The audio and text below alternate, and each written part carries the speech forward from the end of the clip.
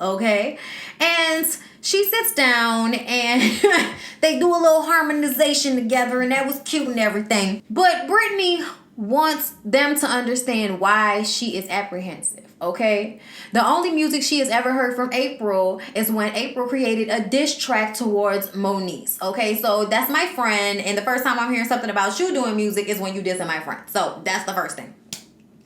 The second thing is, y'all bitches ain't friends. Like, y'all are not cool. How is this gonna work out? Okay, y'all know y'all gonna have some beefish and then it's not gonna be working out no more. So I'm like really trying not to waste my time, and I'm serious about this music shit, okay? I'm an artist, I'm sensitive about my shit. So y'all be nice about it, okay? Shout out to Ebadu. Moniece starts to explain once again what the real issue was. Little Fizzle Pop lying about where the baby was, blah, blah, blah, blah, blah, okay? But they say they can move past it all in all. Brittany says, look, I'm not going to be, easy on y'all because we friends, Moniece, okay? I'm not going to be soft on y'all at all. And Moniece is like, girl, do you. I got this. I'm prepared. Let's go, okay? And I'm like, this tour is not going to happen. We already know that. Brittany B's energy, like, is a little bit much. Like, I get you're serious about it. I respect it. But at the same time, you come off in such a harsh manner to people who you don't know.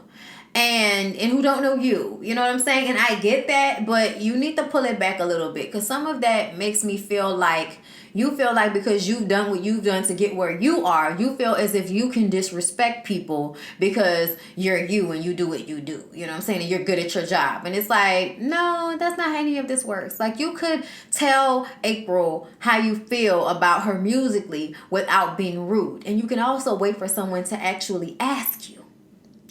But I get it, girl. I get it. Also, I would like for Brittany B to know the difference between 180 and 360. And I'm going to give a lesson for those of you who don't know. 180 is when I go from one thing to the opposite of that, okay? Because I just go here, okay? So you see how that's different? When it's a 360, I'm going all the way around and back to where I am. So that means nothing has changed. Get it? Okay. April says that she's focusing on the music, and I think it's amazing that she fades into the background whenever she isn't, with Little Fizzle Pop. So Mickey Monday and all of his luxurious tresses meets with Trisha. And I'm like, why is this happening? Doesn't it seem a tad bit inappropriate? But whatever. Okay, what have you. They meet up and they have to iron out some things. So the last time that Mickey Monday and Trisha talked to one another, she was all kinds of bitches and hoes. He says that he did not know that she was in a relationship with Akon. He had no idea about it when he first met her. She explains that she and Akon had been broken up for about 4 months when she met Mickey Monday, and they had a relationship for 4 months, and then that ended. And I feel like their relationship is why the business relationship didn't work out. Like, maybe Akon didn't know that they were messing around, but then did some passive aggressive but we still cool bullshit where he hooked him up with a gig or told him that shit was gonna be copacetic, but it really wasn't gonna be copacetic. Also, he can fuck over him in a real like sly way, but I'm still the good guy type of situation. Like, oh, things happen, but really I'm trying to fuck over you because you were fucking my wife. Like that. Like, I feel like that's definitely a possibility. Okay, Mickey says the whole situation is complicated. His relationship with Trisha is complicated. They always butt heads. And they proceed to do that when they sit down to have lunch and dinner. Okay, whatever this is. And he attempts to apologize to her. And she's not really receptive to it because she feels like he went in on her. And then he asks how she's doing in her relationship with Akon. She says they've been back together for 3 months. Everything's great with them. And then she asks about his girlfriend because they've been on social media together. And he says that it's great. He's finally with somebody he can really see a future with. And she says, oh, you full of shit. Are you gonna be honest? And then she's like wailing a knife around. Are you gonna be honest? Are you gonna be serious right now? Because she's not even your type. And it's like, bitch, what? Why you worrying about who this man with and if she's his type? Like he said, they ain't everything. Types ain't everything. We date outside of our types all the time. It's about the attraction and the connection and the motherfucking chemistry, bitch. Okay? So you sound like a hater right now. That's what you sound like. So you guys, Lyrica is rehearsing this really dope song. And K. Michelle comes in. She says, I come in peace, bitch. Okay? So they sit down and have a conversation. And K. Michelle says that she is so sorry for how this all happened. She did not think that when she put that out there that was going to explode the way it did. She just was in her feelings and really mad about how disrespected she felt by Lyrica. So, you know, she felt like she wasn't respecting the big sister shit. You know, the fact that K. Michelle is on and she not. She felt like she wasn't respecting that when K. Michelle came at her. So, K. Michelle apologizes because she's been through that before and she knows what it's like to have a baby and feel like your career is over and your man is cheating on you and you got this little baby looking up at you, wanting you to, you know, take care of them and do your best and all of this. So it's just a lot of pressure and she can relate. So she has decided to reach out and they talk and she apologizes for it all.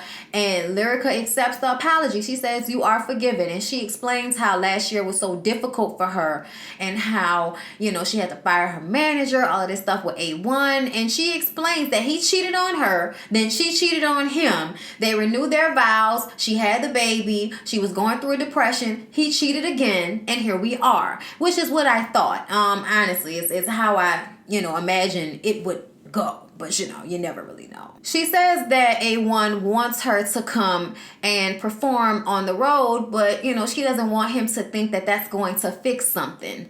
And K. Michelle says, what I want you to do is not lose sight of who you are and your music, okay? So if you want to come through to this showcase that we doing, you should definitely come through. And she says, you know, yeah, she'll come through. Lyrica says that she wants to be the strong woman that she's always talking about that she is. And I was like, girl, I had just said that in a review or so ago. Girl, I had just said that, girl. That's a real good self-observation. Girl, do it. Of course, K. Michelle wants to know about the Summer Bunny situation, and she explains about that. But ultimately, K. Michelle says she'll handle the Summer Bunny bitches. Okay? So, y'all, Brittany throws a mixer, and she's wearing this spandex dress, and we didn't know that it was like that, but I am, okay? Looking like a highlighter, but bitch, you fine though. We gonna get ass to you, bitch. You fine with your gold plates on, bitch. Anyway, so she throwing this mixer because she does music for real. You know, it's not a hobby like Moniece and April. And I'm just like, why you keep shading like Moniece like that? I thought that was your friend, bitch. Anyway, so Jason is there. He knows her. They go back. Zell and Paris get there, and Brittany says that she didn't invite Paris's ass. All right. Mr. Ray comes over, and Mr. Ray and Zell kind of have their whole hug it out apology thing on camera because we know that already happened in private not long after the reunion happened. So they do it again, and Paris is upset, like, why you gotta do all this fake Hollywood shit? Why you can't just say hey and bye? And it's like, bitch, look, your energy is real fucked up, and your energy has been fucked up. Okay, Paris, I don't like you, and I don't care. Like, she's supposed to be the funny, you know, humorous, comedic relief of the show and all of that. But she irks my spirit because I feel like her energy is negative as fuck. I feel like she flawed as fuck. And the fact that she and Zell are friends says a lot. Because even though Zell says he's grown, he's still very much a petty Betty mean ass bitch. Okay? That's just the way they come off. And that is what happened. Because once Paris made that comment, Brittany was like, I didn't even really invite you. So did you Uber here or what? She had said that when she first got there, but Paris didn't realize that was shade to her using K. Michelle's credit cards to take an Uber. So she didn't catch the shade when it was thrown originally. She had to throw it again on the second one, and then she got it. I said, oh, catch up, Paris, catch up. Paris and Brittany go back and forth, and because Zell is very loyal to his girl, he has to back her up and tell Brittany how she's too wide for all of this. Girl, you are too wide for all of this attitude. Like, cut it out. And I'm just like, please, okay? You be bucking up hoes who get surgery to have bodies like that, girls. But whatever. Y'all, that was Love and Hip Hop. It was a little something tonight. It wasn't much, but I hope I entertained y'all. So please don't forget to like, comment, and subscribe to my channel. I love y'all. See y'all in the next one.